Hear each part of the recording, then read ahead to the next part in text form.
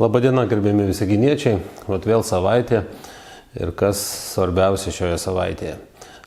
Pirmiausia, iškart galiu šiandien pasakyti, kad matyt svarbiausias įvykis šios savaitės, tai kad vėl eiliniais metais iš eilės, vėl žiema atėjo neperspėjus, mes matyt nežinojom, kad ateis žiema, bet yra taip, kaip yra.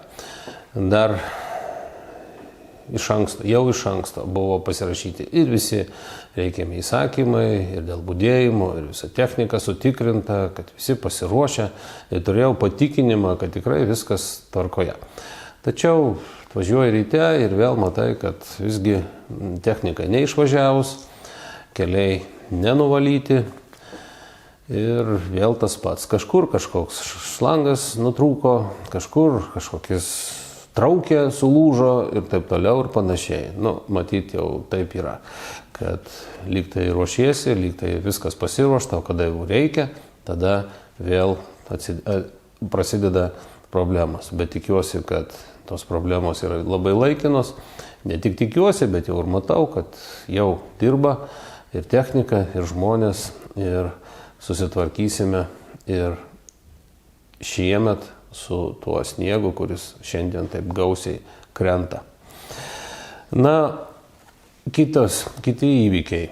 Kiti įvykiai irgi turim džiugią naujieną. Vidaus reikalų ministerija pakvietė, kadangi būsime apdovanoti už efektyvų projektų įgyvendinimą, tame tarpe ir už klasterio projekto įgyvendinimą. Ir tai yra toks įvertinimas mūsų savivaldybės specialistų, kurie gali ir moka reikiamą metu susijimti ir labai trumpiu laiko tarpu įvykdyti projektus ir būti pavyzdžių kitom savivaldybėm. Todėl tikrai labai džiugu ir pirmadienį važiuojam pasiimti to įvertinimo. Aišku, vienas iš seniai besiruošiamų dalykų, tai šią savaitę bus koncertas skirtas mūsų Ignalinos atominės elektrinės pirmojo bloko 40-mečio paleidimo datai paminėti. Tikrai puikus renginys, kviečiu visus, kurie nebejingi mūsų Ignalinos atominiai elektriniai, kurie nebejingi jos statybai, kurie prisidėjo prie jos eksploatavimo ir prie eksploatavimo nutraukimo. Manau, kad tai tikrai labai svarbus įvykis mūsų miestui. Kaip sakant, nebūtų Ignalinos atominės elektrinės, matyt, nebūtų ir mūsų miesto. Dabar atsakysiu tuos klausimus, kuriuos gavau šią savaitę. Pirmasis. Ar tiesa, kad naujametinės eglutės atidarymo sveikinimai bus ekrane? Taip, tai yra tikrai tiesa.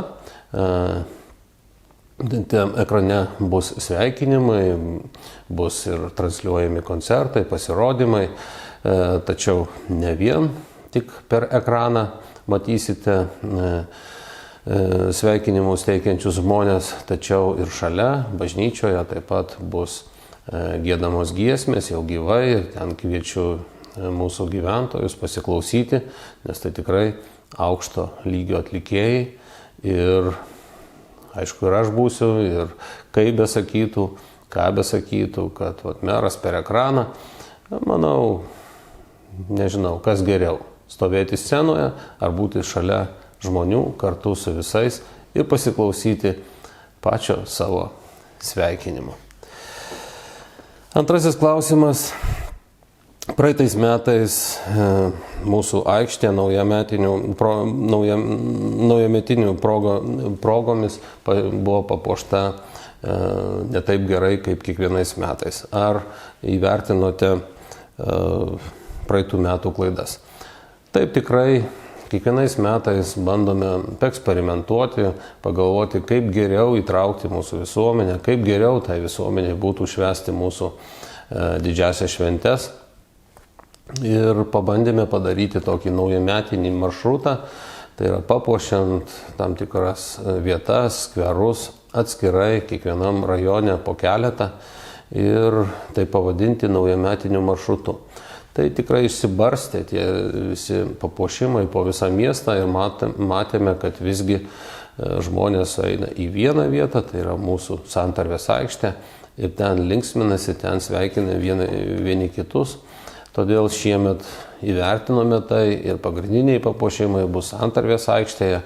Aišku, nepamirštant ir visų kitų vietų, tačiau pagrindiniai papuošimai bus Santarvės aikštėje. Kokia nauda mūsų Visagino ekonominės plėtros agentūrai iš nuotolinės saulės jėgainės? Nauda labai paprasta. Elektros energija iškart pinga apie 3 kartus. Ir jeigu mes investuojame į šią nuotolinę saulės jėgainę apie 60 000, tai šitas periodas atsipirkimo atsiperka maždaug per 3 metus. Tai yra tikrai labai geras atsipirkimas. Ir noriu pasakyti, kad ta elektros energija pinga ne tik pačiai VEPai, o ir toms kompanijoms, kurios naudojasi VEPos patalpomis. Kada savivaldybė nupirks techniką sniegui valyti? Kaip sakyt, čia reikėtų kalbėti apie 2 dalis. Pirmoji dalis tai taip, savivaldybės darbuotojai valo kiemus, šaligatvius, tai yra savivaldybės skyrius. Ir tas skyrius pateikia kiekvienais metais savo paraiškas, kaip technikai, taip ir visiems įrankiams ir taip toliau. Ir į tai yra atsižvelgiama ir kiekvienais metais tą, ką reikia, perkame. Kitagi dalis tai yra mūsų savivaldybės mieste esantys keliai, kurie valomi jau didžiąją techniką. Ir šią paslaugą mes perkame iš rangovų, tai yra pagal sudarytą sutartį, jie privalo budėti, jie privalo valyti kiekvieną kartą, kada tik iškrenta sniegas, ar ten pasikeičia kažkaip oro sąlygos. Taigi mes neperkam tos technikos, o perkam paslaugą. Labai ačiū už 3 mikrorajone nugriautus pastatus.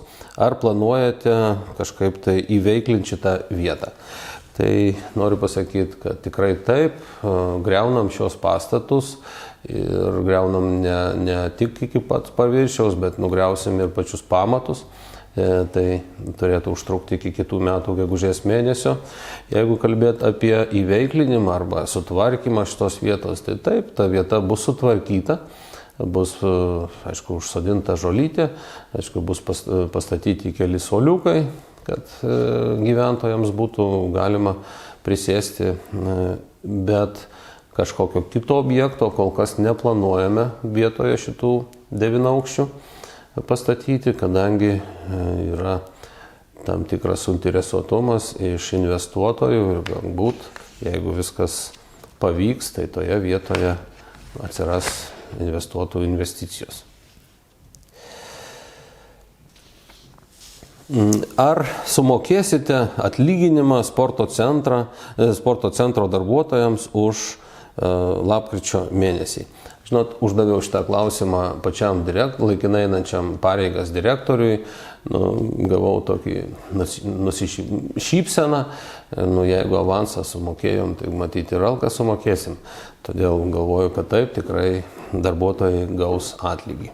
Na ir klausimas, ar reikės mokėti kreditą už namų renovaciją, jeigu po renovacijos sumažės mokesčiai už šildymą. Galvoju, kad jeigu aš atsakinėsiu įstatymo ir normų kalba, tai čia užtruktų labai ilgai ir tikrai daug yra visokių niuansų, vienų ir kitokių atvejų.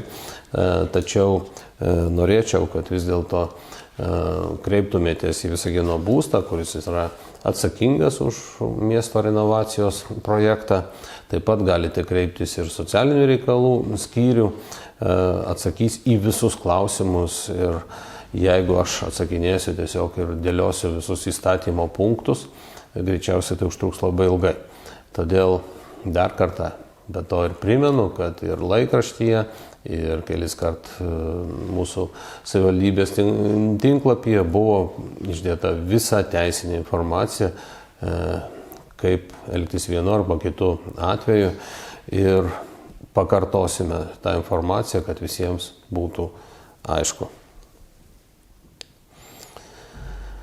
Ar savivaldybė gali uždrausti naudotis šiukšlių tais vamzdžiais išmetimo, jeigu šie vamzdžiai yra gyventojų nuosavybė?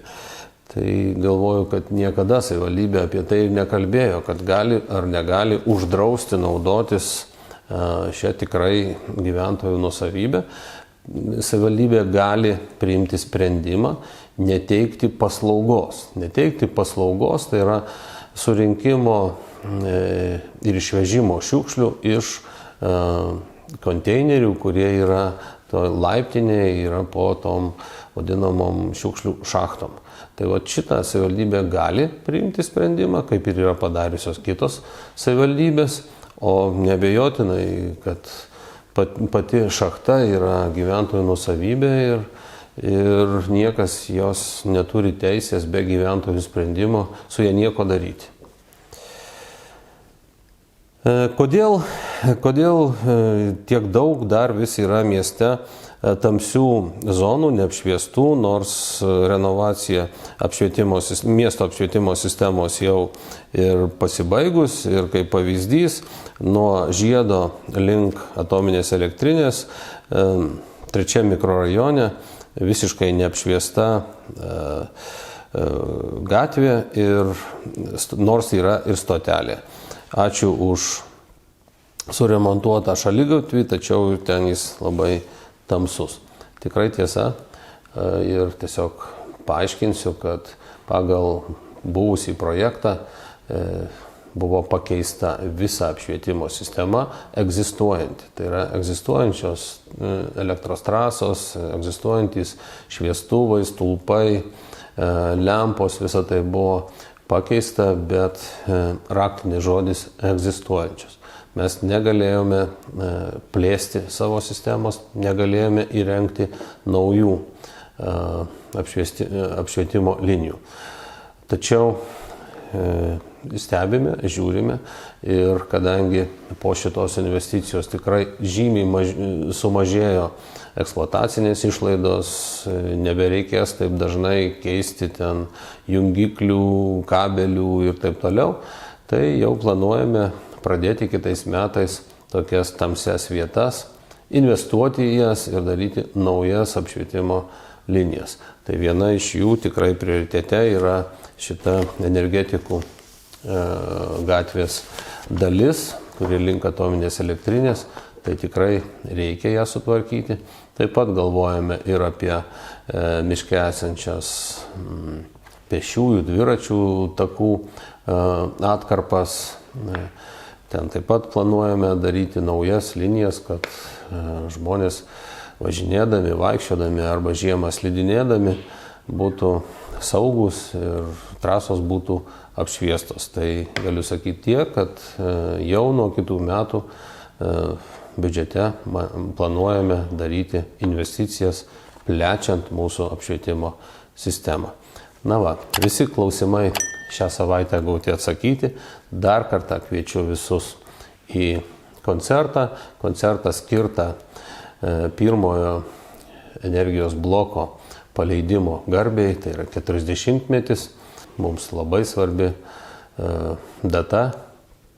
Kviečiu visus, kurie nebejingi pačiai atominiai elektriniai, visus tuos, kurie prisidėjo prie jos statybos, prie jos eksploatacijos. Tai tikrai puikia proga pasidžiaugti tuo, kad turime Ignalinos atominę elektrinę, kad turime nuostabų miestą kartu pastatytą su atominė ir, aišku, paspausti vieni kitiems ranką, pasikalbėti, prisiminti ir kartu pasidžiaugti. Taip pat, aišku, savaitgalis priekyje ir viskas pas mus bus gerai.